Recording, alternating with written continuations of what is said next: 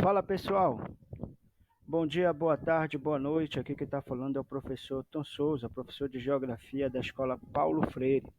Hoje estamos aqui para darmos continuidade ao nosso capítulo 4.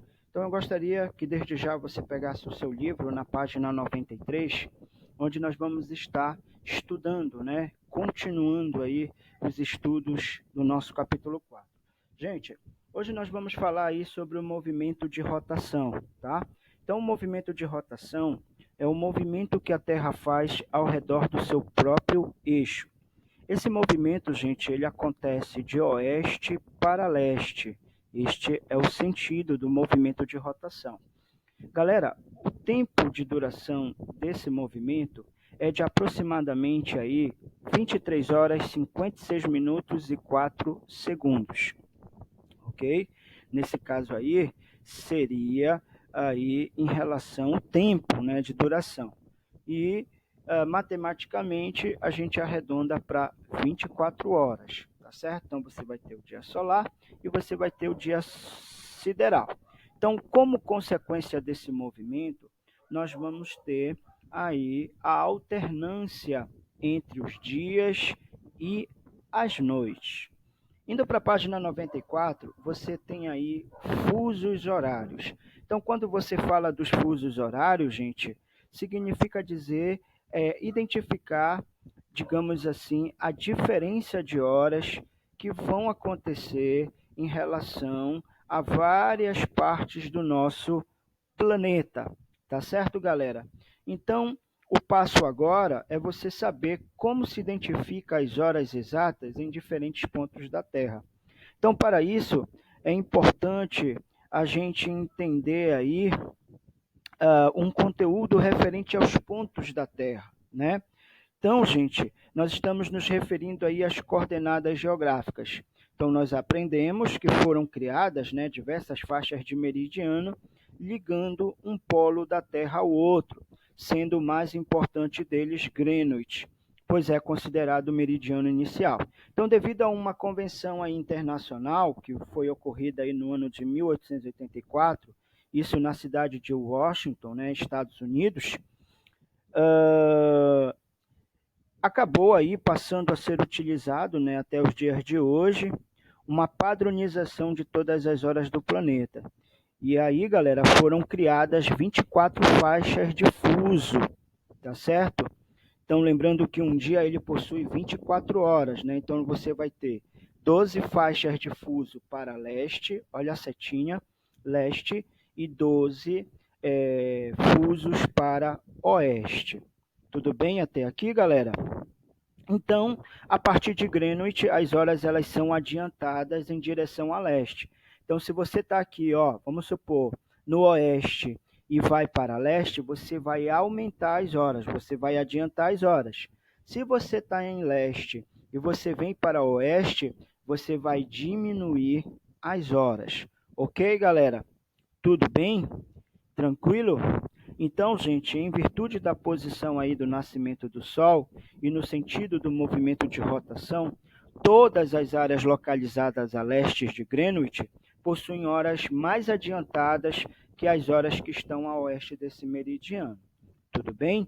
Deu para entender? Lembrando, gente, que existe também a linha, né, internacional de data.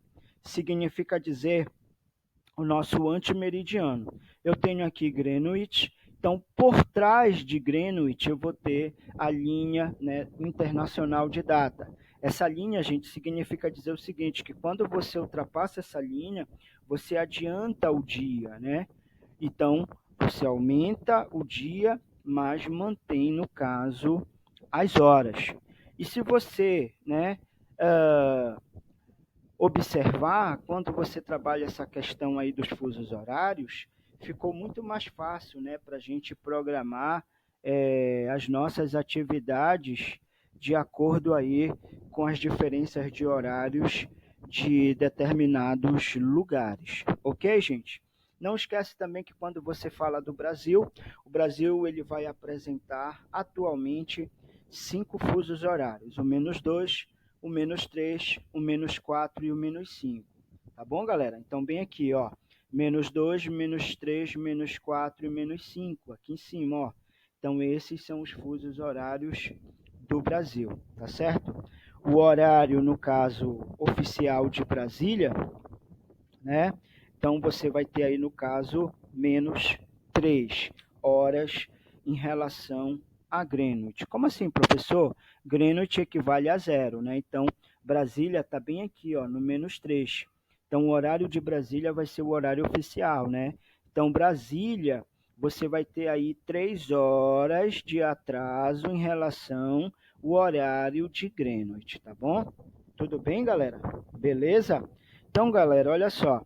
Continuando, observa, gente, que nós vamos falar agora do movimento, né, aparente do Sol. Então, quando você fala do movimento aparente do Sol, é um movimento que, na verdade, dá uma impressão que é o Sol que se movimenta em relação à Terra. Mas só é uma impressão, porque na realidade é diferente.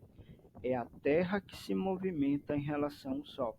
E esse movimento que a Terra faz é o movimento de rotação. Tá bom, galera? Então, gente, observa que no movimento aparente ele vai nascer a leste e vai se pôr a oeste, tá certo? E ao meio-dia ele vai estar centrado, né? Inclusive nós percebemos ele sobre as nossas cabeças quando é meio-dia em ponto. Ok, galera? Tranquilo? Estamos na página 96, indo agora para a página 97. Na página 97, nós vamos falar sobre o movimento de translação. O movimento de translação, gente, é o movimento que a Terra faz ao redor do Sol. Lembrando, gente, que existem duas posições da Terra quando ela faz esse movimento. Quando ela está mais afastada, nesse sentido aqui, ó, nós vamos chamar de afélio. E quando ela está mais próxima, nós vamos chamar de periélio, ok?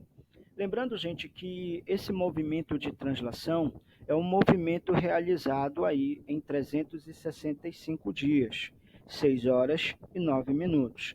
No ano civil, ele é arredondado para 365 dias e o ano sideral, 365 dias mais 6 horas, né?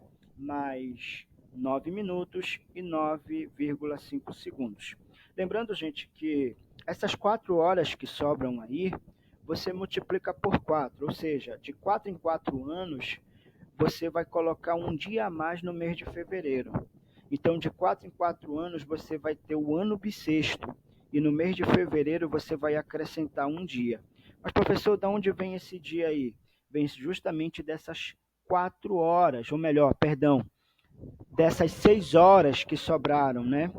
E aí você pega 6 vezes 4, 24. Um dia tem 24 horas, né?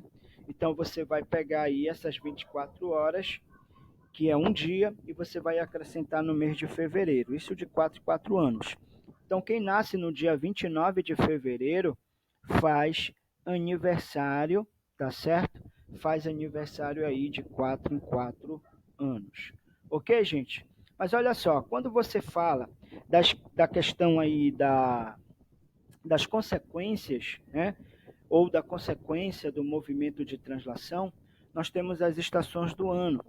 Então, quando você fala aí das estações do ano, né, verão, inverno, outono e primavera, nós temos que entender que o Sol ele chega de forma diferenciada, a energia solar, melhor dizendo, né, a energia solar ela chega de forma diferenciada sobre a superfície do nosso planeta.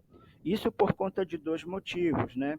Pelo fato da gente ter aí a forma do nosso planeta, né? Um geóide. Então você tem aí os polos achatados e um abaloamento na região central. E o outro motivo é a inclinação do eixo de rotação. Então, por isso, gente, como essa energia solar ela chega de forma diferenciada na superfície do nosso planeta, nós vamos ter os solstícios e nós vamos ter os equinócios. Professor, o que é solstício? O solstício, gente, são épocas onde os hemisférios norte e sul são desigualmente iluminados. Ou seja, imagina você que solstício é quando a energia do Sol ela incide mais em um dos trópicos do nosso planeta. Imagina você que você tem um trópico de Câncer e o trópico de Capricórnio. Então, no hemisfério norte, você vai ter o trópico de Câncer. Quando o Sol ele incide, né, sua radiação mais no trópico de Câncer, no hemisfério norte, nós vamos ter solstícios de verão. E quando você tem no hemisfério norte solstício de verão, no hemisfério sul você já vai ter solstício de inverno. Lembrando que solstício ou vai ser de verão ou vai ser de inverno, tá certo?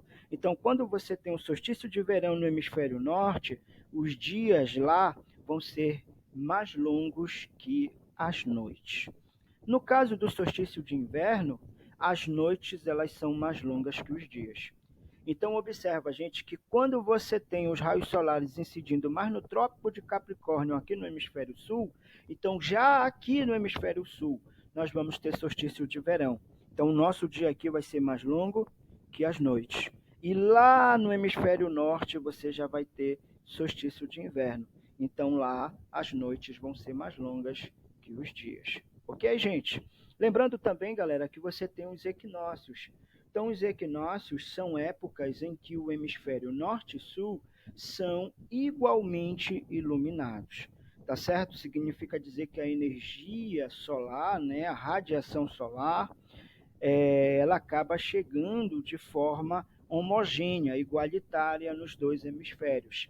Então, nós temos aí a duração dos dias e das noites distribuídas igualmente, né, nos dois hemisférios.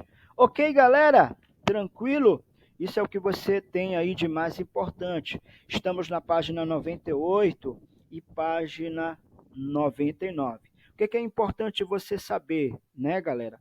Lembrando, gente, que quando você fala dos solstícios, geralmente eles vão ocorrer no dia 20 e 21 de junho, tá? E 20 e 21 de dezembro, tá certo? Já em 20 e 21 de junho, começa o inverno no hemisfério sul e o verão no hemisfério norte. 20 e 21 de dezembro, começa o verão no hemisfério sul e o inverno no hemisfério norte. Então, ao longo dessa trajetória, a duração dos dias e das noites varia. A palavra solstício significa parada do sol e remete aí a uma crença dos gregos antigos de que no dia 21 de dezembro o sol parava por um tempo maior para aquecê-los. Ok, gente? Aí você vai ter o equinócio, que significa noite igual ao dia, né? E se refere ao fato de que nesses dias as noites e os dias têm a mesma duração em todo o planeta, ou seja, 12 horas. Tá certo? Lembrando, galera, 20 e 21 de junho, em virtude da inclinação do eixo da Terra e também da sua posição em relação ao Sol na órbita, o hemisfério norte ele vai estar mais voltado para o Sol. Então, nesse momento, os raios solares incidem perpendicularmente sobre a linha do Trópico de Câncer, marcando o solstício de verão. E para o hemisfério norte, aí no caso, né? E o solstício de inverno para o hemisfério sul. Tranquilo, gente? Beleza? Já no dia 22 e 23 de dezembro ocorre o equinócio, que já vai marcar o início da primavera para o hemisfério sul. Se no hemisfério sul eu tenho primavera, no hemisfério norte eu tenho o outono, tá certo? E vice-versa. Tá? Ok, galera? Beleza? Tranquilo? Então, não esquece, solstícios e equinócios. Gente, olha só, vamos falar um pouquinho da Lua, né? Vocês sabem que a Lua é o nosso satélite natural. E a Lua ela foi formada no mesmo período, né, do nosso planeta. Então ela apresenta aí o mesmo tempo de formação do nosso planeta. Então, gente, como vocês sabem, a Lua é o nosso satélite natural, né? E ela está localizada aí a mais ou menos 380 mil quilômetros de distância da Terra, tá certo? Para começar, gente, não há atmosfera na Lua. Então, a sua superfície ela é inóspita, né? Sem condições para a existência humana. E aí, gente, observa que quando você fala da Lua, é um satélite que influencia bastante o nosso planeta, né? E aí, gente, nós percebemos também o ciclo lunar, lunar, perdão. né? Esse ciclo lunar, gente, ele vai compreender aí as 4 diferentes fases da Lua. Então você vai ter aí, por exemplo, a lua nova, quarto crescente, né? Aí você tem a lua cheia, você tem a quarto minguante. Então, quando você fala da lua cheia, o hemisfério, no caso aí iluminado da lua, ele está completamente voltado para a Terra, de modo que a face da lua inteira, ela reflete a radiação solar. No caso da fase quarto minguante, metade da superfície visível da Lua está voltada para leste e está iluminada. Lua nova, a Lua está entre a Terra e o Sol. Então, dessa forma, a face que vemos é a que não está iluminada. Tá certo? Tá certo, gente? Já a quarto crescente, metade da superfície visível da Lua está voltada para o oeste, né? Ou seja, está iluminada. Então, gente, as posições intermediárias da Lua, quarto minguante e quarto crescente, recebem esses nomes porque se referem aos períodos em que apenas um quarto da Lua, ou seja, metade do seu lado visível, né? A metade da metade, no caso, é observado por nós. Ok, gente? O período de tempo entre duas luas novas consecutivas, mais ou menos 29 dias e meio, tá? Que corresponde ao que chamamos de lunação ou mês lunar. Tá certo, galera? Beleza? Gente, olha só, o que que nós vamos perceber também? Nós vamos perceber, galera, aí a questão do fenômeno das marés. Então, desde há muitos séculos, né, que se associam aí fenômenos das marés à Lua. Só que no século aí 17, Newton ele vai explicar corretamente o fenômeno das marés através da atração gravitacional da Lua e do Sol sobre as águas do mar. Então, quando você fala das marés, são um fenômeno periódico, né, de subida e também de descida do nível dos mares. Como é que isso acontece, gente? Significa dizer, gente, que tanto a Terra como a Lua, elas mantêm aí uma influência uma na outra, né? A Terra na Lua e a Lua na Terra, né? Uma influência através aí da sua gravitação, força gravitacional, né? Então, quando você fala da maré alta, significa dizer que essas águas do mar, elas avançam sobre o continente, né? E a maré baixa é quando as águas dos oceanos e mares, elas recuam, né? E isso tem a ver com a questão da atração gravitacional. Tudo bem, galera? Avançando, gente, lá na página 102, ele vai falar sobre os eclipses, né? Então, o eclipse, ele é um encobrimento total ou parcial de um astro, ou seja, quando um astro se desloca para a sombra do outro. Daqui da Terra, podemos observar os eclipses lunar e também o eclipse solar. Quando você fala do eclipse solar, gente, é porque a Lua ela faz sombra no planeta Terra. Olha como acontece aqui, você tem o Sol e a Lua ela fica entre a Terra e o Sol. Então você percebe que esse eclipse nós vamos chamar de eclipse solar, tá certo? Ele é observado durante o dia. Então aqui você tem a fase da lua nova, né? Então você tem o Sol, a Lua e a Terra. Já o eclipse lunar, galera, nesse caso aqui, é quando a Terra ela já faz sombra na Lua, escondendo o mesmo, né? Ou seja, escondendo a Lua.